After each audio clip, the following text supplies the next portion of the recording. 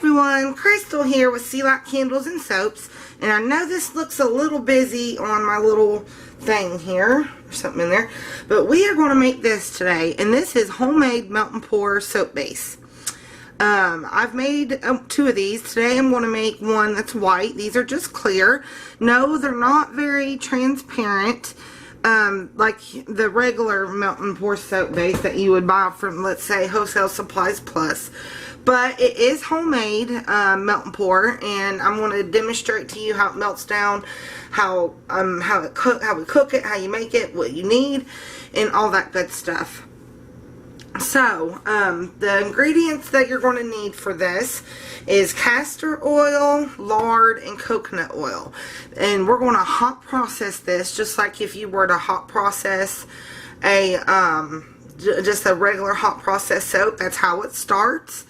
And then after you hot process it, you're going to need something called Propylene Glycol. And this is what it looks like. I got this off eBay. I looked everywhere for the propylene glycol, and everywhere else I found it, including shipping, was over like 35-40 bucks. So I found that one on eBay for 30, which is not really bad. You can also use Everclear, which is about 190 proof ethanol alcohol. But the propylene glycol is actually better. It has a higher boiling point. So I found that the propylene glycol works better than the Everclear. This is not my recipe. This recipe, and I will link her down below, Bonnie over at Good Earth Spa, this is her recipe. And I am in the middle of formulating my own recipe. At about the 5th page of a Google search on how to do this, I found an Excel formula in Excel how to make melt and pour soap base from scratch. So I'm going to try that out. I've not tried it out yet, but this is Bonnie's recipe. So what we're going to do is we're going to go ahead and get it ready. What I like to do is go ahead and put it in my bowl, get it good and hot while my crock pot is heating up, and then transfer it into my crock pot. It just makes for a faster, it just makes it faster for heating up. So what you're going to need, the first ingredient we're going to have is 6 ounces of coconut oil. And I could just heat the rest of this in the microwave and get the little bits off. So there's my 6 ounces of coconut oil. Then we're going to need 6 ounces of lard. And I've made this several times before I decided to make the video. I wanted to make sure that it turned out right and the formula was good. Even though, I mean, I completely trust Bonnie over at Good Earth Spa. She is so knowledgeable about soaps. But I wanted to test it out myself just to be sure that it works. I mean, with anything, you need to do your own testing. So, and also I did it because, you know, I am formulating my own recipe. So hopefully we'll, oops, that's a little bit too much. So hopefully I will have my own recipe and have it tested. And we can come back and I can show you guys how to make it. Even though I'm not saying her recipe is not any good. That's not what I'm saying. I'm just saying that I would like to make my own. Alright, so the next one is castor oil. We're going to have 17 ounces of oil. Alright, that's good. Alright guys, I'm going to pop this in the microwave. I'm going to let my crock pot heat up. When we come back, our oils and lye will be ready to mix together. And I'm probably not going to show you mixing the lye. You guys know how to mix the lye. I mean, I'm guessing you do anyway. But the lye portion is 5 ounces of water to 2.5 ounces of lye. So, and I'll have the recipe down in the description box below. So, we'll be back, guys, so stay tuned. We're back, and we're getting ready to go ahead and mix our oils with our lye. So we've got this Just Refresh. Let me turn it off, please. Let's Just Refresh. We got 5 ounces of castor oil, 6 ounces of coconut oil, and 6 ounces of lard. And then in our lye here, we have 5 ounces of distilled water with 2.5 ounces of lye.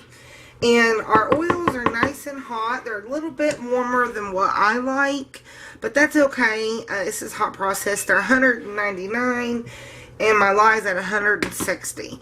So I'm just going to go ahead and add these together. Now you want to be careful when you're mixing this with the stick blender. This isn't much oils and lye at all, guys.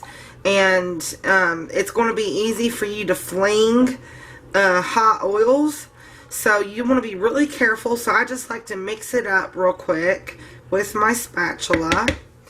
And then just put my stick blender. I have 3 settings on my stick blender. I'm going to put it on 2. And then I'm just going to pulse. And I'm just going to go around pulsing.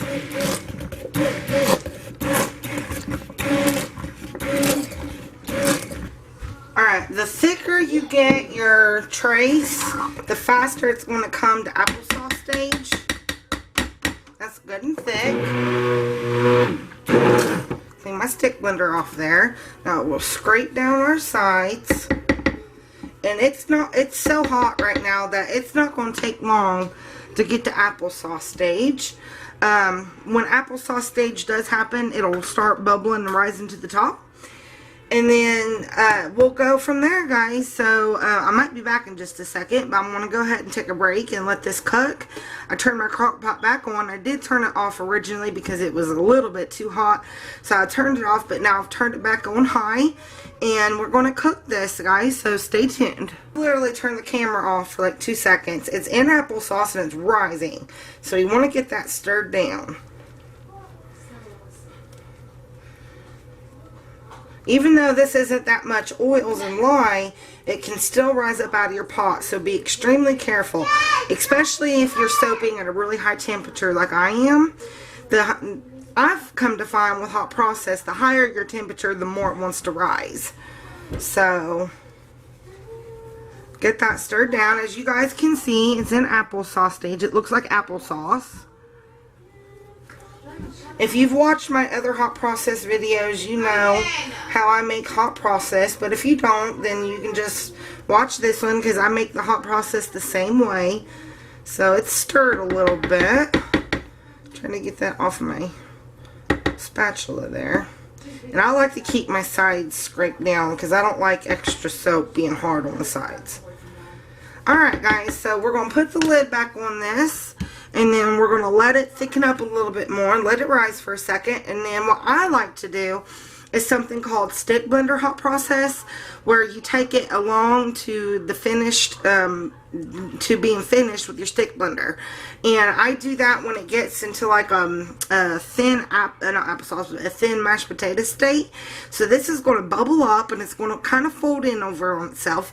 Be careful, sit here with your crock pot. Do not walk away. This crock pot will bubble up over, even though there's only 22 ounces of oils and lye in here, it can still bubble up over the top. And it will bubble up because it's extremely hot. I'll take a temperature for you guys. It's at 181. It's probably a little bit hotter than that if I stirred it. But it's going to bubble up and it's going to kind of fold in over on itself, and you want to keep it stirred down. So keep a close eye on it and stay right here with your hot process. Do not walk away. Alright guys, so we'll be back when it's time to stick blend, so stay tuned. So it's been bubbling up a little bit and I think it's about time to stick blend. So we're going to get our stick blender and we're going to get this to volcano. That's what the stick blender is doing. Stick blender, sorry. That's what it's going to do. We're going to stick blend it until it volcanoes, and it's going to volcano maybe once or twice, maybe 3 times, I don't know, but that's when we get to the finished product. So I'm going to turn it up, actually. I'm going to turn it on 2, and then we're going to just stick blend.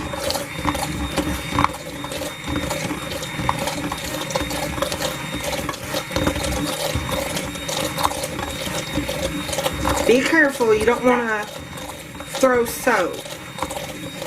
Hey, stop it!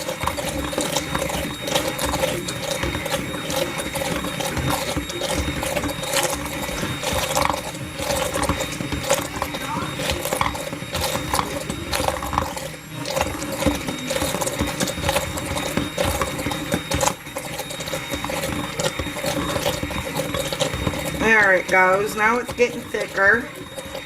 That's what you want it to do, is you want it to get thick. And it's starting to volcano, but I'm going to keep stirring for a second. Alright. That's good. Now, I'm going to let it rise up for a second, and then we're going to stir it down. But just make sure you stir it down before it gets too tall. But this is what we want it to do. We want it to volcano because that means the lye is cooking out. Do you see the reaction that's going on? Now, if this was any more soap that I had in here, if it was a bigger batch, now this would definitely blow up out of my crock pot. But since it's such a little batch, it's staying about, I don't know, 2 to 3 inches below the top of it. And it's just folding in over on itself. It's volcanoing, and it's cooking the lye out at the same time. So you want it to do this. Now, if this, like I said, if this was more oils, then you would go ahead and hurry up and stir it down, stick blend again, stir it down. Sometimes you only have to stick blend once. Sometimes you got to stick blend 2 or 3 times. It just depends on how much the lye cooks out, because as the lye is cooking, then the batter is going to get thicker and thicker, and it's going to be like thick mashed potatoes, and then it's going to go translucent and out of the gel stage, and then it'll be done. But I like to cook it about 15 minutes past the translucent stage, just to make sure that all the lye is cooked out of it. So I'm letting it do its thing, and I want to stir it down just for a second. And then here in a minute, we're going to measure out. Now, the other ingredients we need is, I showed you, is the propylene glycol. We're going to need that. And then you're going to need glycerin. And then you're going to need sugar water. So, for this batch, for the 22 ounces that we have in here, you're going to need 9 ounces of propylene glycol. You're going to need 3 ounces of vegetable glycerin, and then you're going to need 3 ounces of sugar dissolved in 3 ounces of distilled water. So I'm going to go ahead and stir this. Looks like we're going to have to stick blend again. It's not that thick mashed potatoes like I want it to be. So let's go ahead and get our stick blender.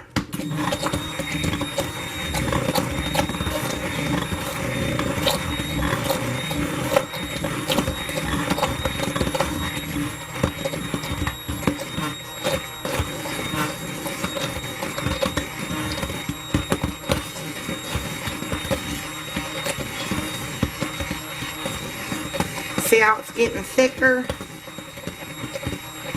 I don't know if you can see that, but it is getting thicker.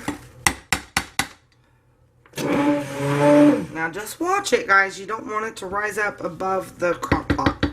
And so we might need stick blend again. I'm not real sure. We'll just have to see if it goes to the translucent out of gel stage after it kind of bubbles up. Let it do its thing. Let it bubble.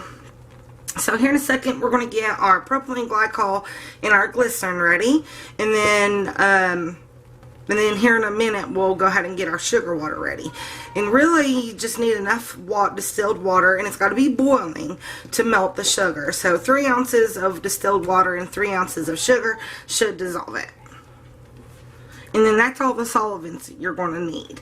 So the only thing you really got to buy, I mean, you should, if you're a soaper, you should have vegetable glycerin on hand. I'm guessing most soapers do. So the only thing you really got to buy for this, you should have your oils and lye already. So that is your propylene glycol. I've never used Everclear. That is, Kathleen Fowler made a book. It's called Transparent and Liquid Soaps. It's an older book, but it's a good book. And it tells you how to do melt and pour soaps, but with Everclear. And that's, I think it's like more than 190 proof ethyl grain alcohol. But I've never tried it with it. And like I said, this is Bonnie's recipe from Good Earth Spa. And she uses propylene glycol. So that's what I'm using. I guess I could experiment a little bit because I do have Kathleen Fowler's book. I could go get some high proof alcohol and try it out. And teach over at Soaping 101. She also does a melt and pour soap, but she calls it transparent soap.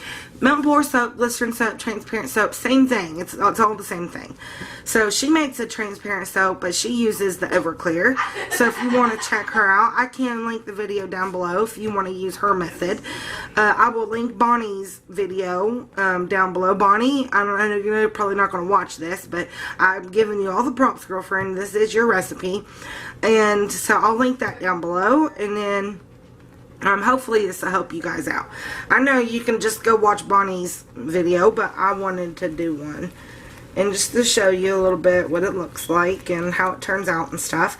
And I've already made 2 blocks of the clear, which is not very clear, I understand that. But it's about as clear as you're going to get for homemade milk pour. But I want to make this one white.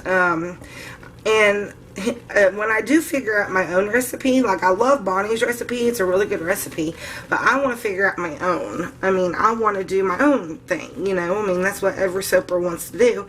They take things from other people and kind of create their own thing. And this looks like it doesn't need to be stick blended anymore, but it's going to rise up for a second in a minute. But we're going to let it do it, and we're just going to let it cook. Alright, as that cooks, I'm going to go ahead and get our glycerin and our propylene glycol ready. And while we're doing that, I kind of want to talk about something. I have a troll coming onto all my soaping videos. And she's not very nice. Her name is Angelica.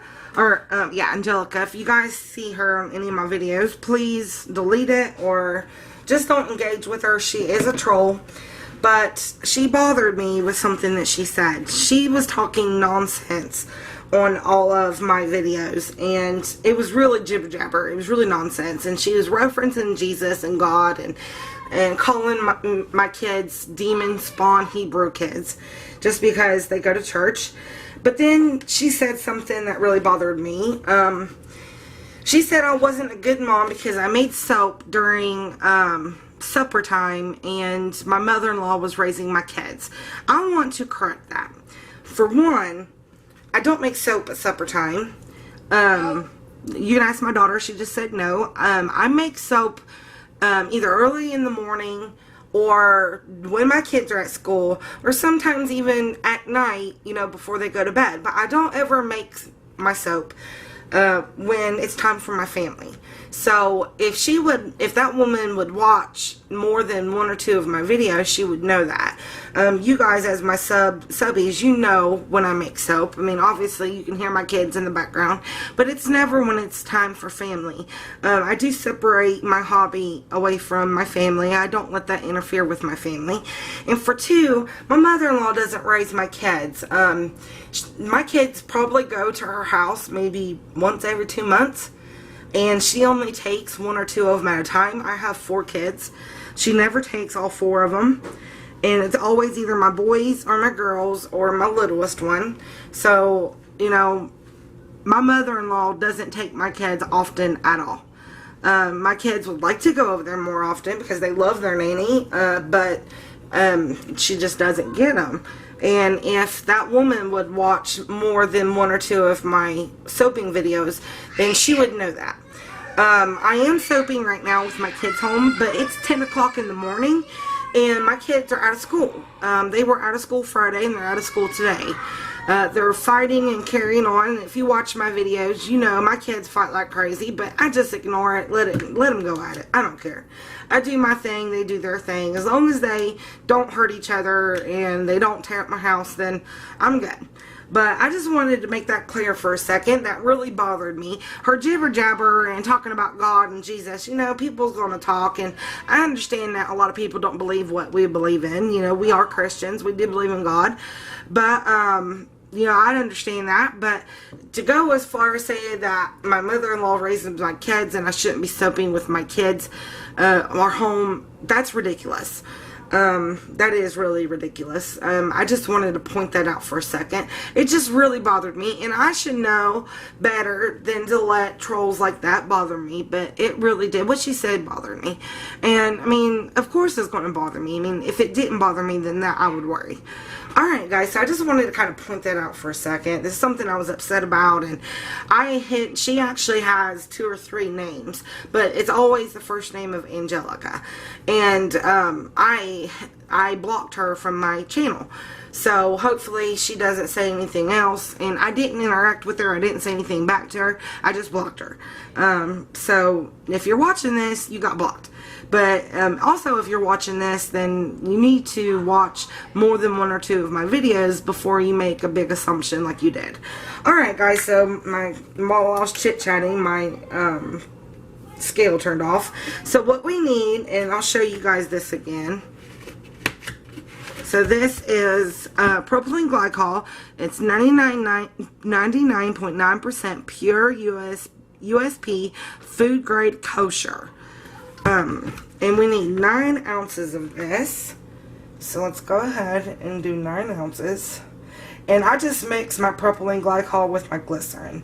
I don't put it separately. You can just mix it together. Oop, one more point of an ounce. Alright, 9 ounces exactly. Awesome. So there's that. I'm going to go ahead and stir this because it's popping up a little bit.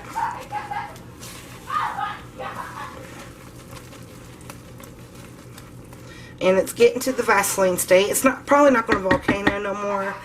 So from here on out, it's just going to cook. Put the lid back on and let it do its thing. So there's 9 ounces of propylene glycol. And then we need 3 ounces of glycerin. And I'm just going to mix it right together. This is my glycerin, right? Yeah, it's my glycerin. And be careful. It's so easy to go over. Whoa. Well, that's just great. I hate spilling it. It's so full that it's going to spill over. Come on. I need a paper towel. I hate it when it's full to the top when you first get it. Now that's going to go everywhere. Good Lord. And glycerin is so sticky. Well, it's not really sticky, it's just thick. And it's going underneath my brand new... And you're still doing a video, never mind. I didn't come out the window. I was just joking. What are you doing? Point.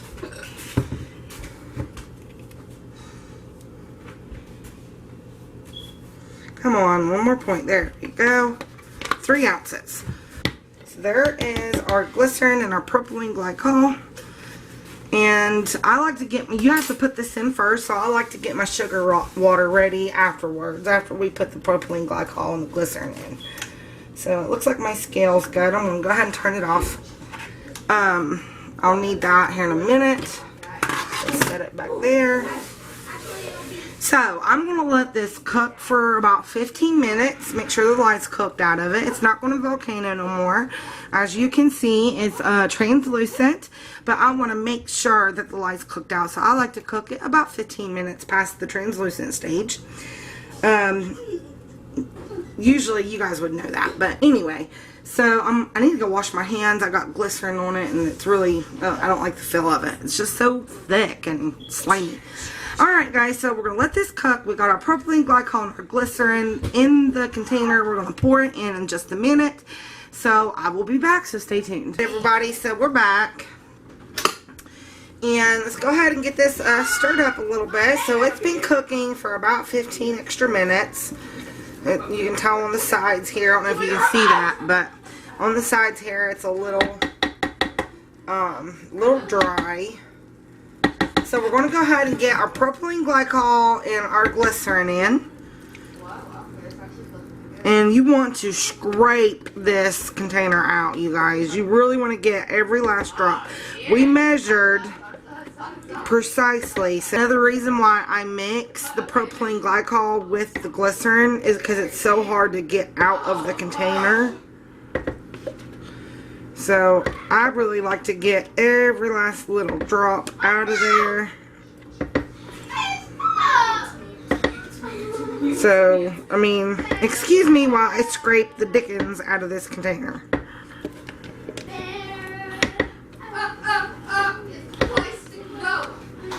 Alright, so that's about all I'm going to get out of there. So now you want to mix this up, and then you're going to want to start to melt this. Dragon, turn it off. baby, turn your phone off. And all that little bits that was on the side will get melted. So mix this really good together, and then you're going to see it's going to start melting it.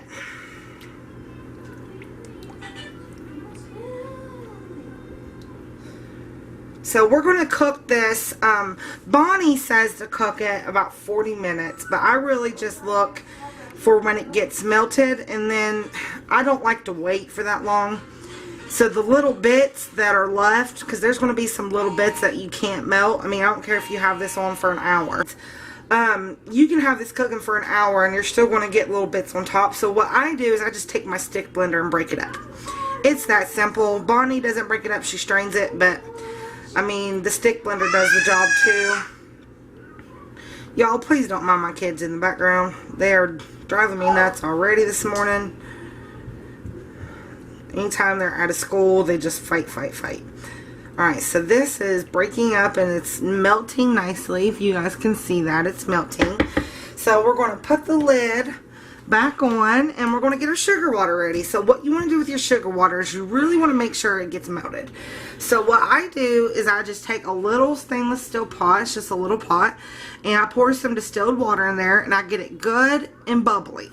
And then I weigh out my 3 ounces of sugar and I put it in a container, and then I pour my, while my container is still on the scale, I weigh out the 3 ounces of boiling distilled water and pour it in my container, mix it up real good, and then I put whatever distilled water that's left in the pot, I put it back in my my gallon jug, because really you don't want to waste your distilled water. I mean, it was just boiling, there's no point of throwing it out, so I just put it back, and then I return what's in my container, the sugar and water. I put it back in the pot, and then I boil it for a good minute. And you want to sit there and stir it while it's boiling, because it will boil up, but you want to make sure that sugar water is good and dissolved.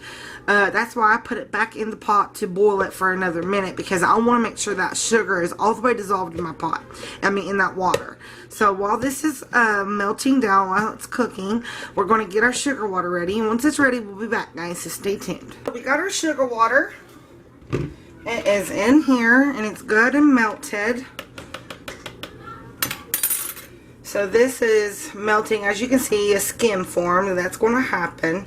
So let's go ahead and pour our sugar water in. Trying to get all of it out of there. What do you stop kicking? I like to get every last bit of that sugar water out. So let's give it a good stir. Yeah, I've showed you what the clear looks like. I can show you again before we do it, but I'm going to do white. I'm going to put some titanium dioxide in this one. And then there's going to be a part 2 to this video. I'm going to show you how the melt and pour works out. And we're going to make something. So there's going to be this part, which is part 1, which is the making of the melt and pour, how to make it. And then hopefully it's either going to be later on tonight or tomorrow. There'll be a part 2 to this video, and then we'll make a loaf of soap. Alright guys, so I'm going to let this melt down and we'll be back, so stay tuned. Guys, so I'm just showing you kind of what it looks like. It's been about 15 minutes. And I'm just coming in and stirring this. I can already tell it's going to need about another 20 minutes. But I wanted to kind of show you what it looks like. Let me bring it up a little bit. So it is melting. It's melting very nicely. So we've still got a couple chunks on the top. Here's my alcohol. So see if that's, yeah, it sprays down. Because as I stir it, the bubbles form. So we've only got a couple little on top. That will melt down. Almost all of it melted. Then we will come in with the stick blender, guys. So we will come back when it's ready for that to happen. So stay tuned. And it's been about 15 more minutes. And as you guys can see, it's almost completely melted. And it's really hard to get those last little bits melted. So I'm going to go ahead and hit it with the stick blender. And then also I want to turn this into white melt and pour, so we're going to put some titanium dioxide in it. So we're going to hit it with the stick blender. It's going to turn it opaque. Going to get some bubbles, but you really just want to pay attention to the top and make sure that all those little bits are got and stick blended. Alright, so now we're going to turn this white. So I'm going to put in some titanium dioxide. I don't know how much I'm going to need because I've never done this before. I turned it nice and white. Maybe just a tad bit more. Alright, that looks good. It's really hot. So I'm just stick blending a little bit just to make sure the bits are good and mixed in. Alright. So now we want to kill some whatever bubbles we made. The stick blender is going to make some bubbles. Just take your alcohol spray and spray the top and it'll get rid of those bubbles. And we do want the bubbles to disappear, so we're going to let it cook for, I don't know, about another minute or so.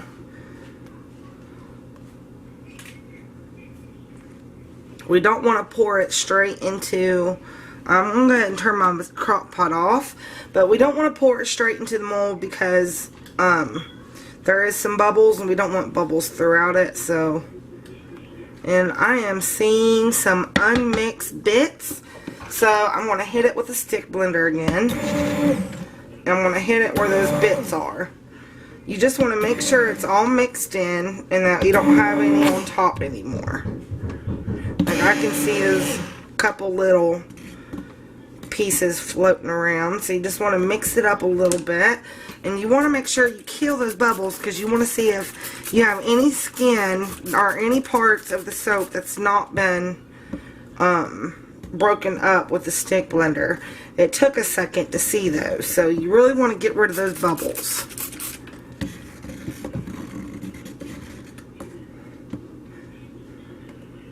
And this is all natural, organic mountain pour soap. So, I mean, the only thing that's not natural, and it's food grade, it is a natural substance, but it is chemically made, is the propylene glycol. I mean, I'm sure, all it is the high proof alcohol. And it has a higher melting point than ethanol. So I'm just waving it around a little bit, and it looks like we're good. Looks like all those bits are mixed up and good and melted. So I'm going to take this out of the crock and then I'm going to put the lid back on it, and I'm just going to let it set for a minute to get rid of this milky white bubbles on top. It's going to take a second for it to settle. You do want it to settle after stick blending it. You don't want to put it in your mold right away.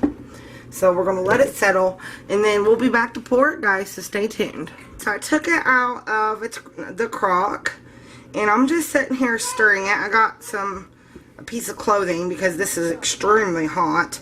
I've just been sitting here kind of stirring it.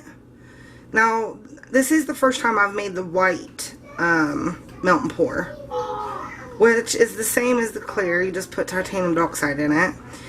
This recipe does make 2.5 pounds. This is a 2.5 pound container, and it makes 2.5 pounds. So all I'm going to do is kind of pull this back, and you can use oven mitts. I just don't have any. My daughter actually threw the oven mitts away. I did not. Yes, you did. No, I did not. So we're going to pour it in here, and as you can tell, it already formed a skin just from that little bit that I wasn't stirring. Watch TV. Go back to your room. So we're going to get all of it in there. What? You're watching TV? That looks good. No, you're not. You're not allowed to. The only thing about this melt and pour is that it does form a skin very easily.